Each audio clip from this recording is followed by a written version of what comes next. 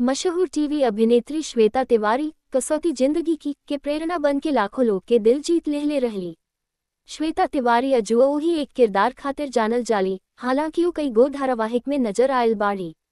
44 साल के श्वेता तिवारी टीवी एक मशहूर अभिनेत्री के संगे संगे टीवी के ट्रेजेडी क्वीन भी रहल बाड़ी। बता दी कि श्वेता तिवारी कई गो विवाद से घिरल बाड़ी, जवना में भगवान पर अभद्र कमेंट भी शामिल बा। श्वेता तिवारी के ब्याह 18 साल के उम्र में राजा चौधरी से भइल रहे, जबकि श्वेता तिवारी 20 साल के उम्र में महतारी बन गईली।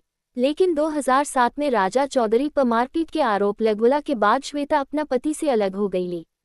राजा चौधरी से तलाक भइला का बाद श्वेता तिवारी अभिनव कोहली से शादी कैली, लेकिन दोनों के ब्याह भी ढेर दिन न चलल।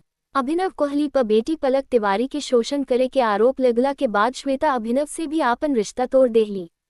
टीवी एक्टर फरहान खान से श्वेता तिवारी के नाम जुड़ चुकल बा, लेकिन फरहान श्वेता के आपन गुरु कहले रहले।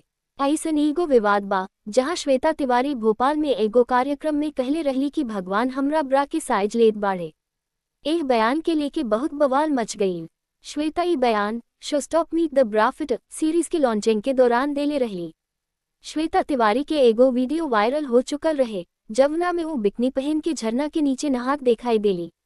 उनकर ये वीडियो एगो रियलिटी शो से जुड़ रहे, जवना में प्रतियोगी लोग के जंगल में रहे के टास्क मिल रहल।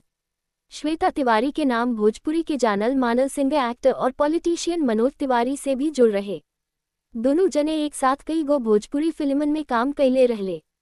दर्शकन के एह जोड़ी नीक लागल, बाकिर मनोज तिवारी के पत्नी के एह साथ बिल्कुल ना नीक लागल।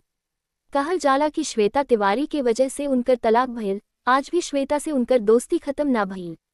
एकरा अलावा श्वेता तिवारी पर उनकर बेटा के ठीक से देखभाल ना कैला का भी आरोप लग चुकल बा।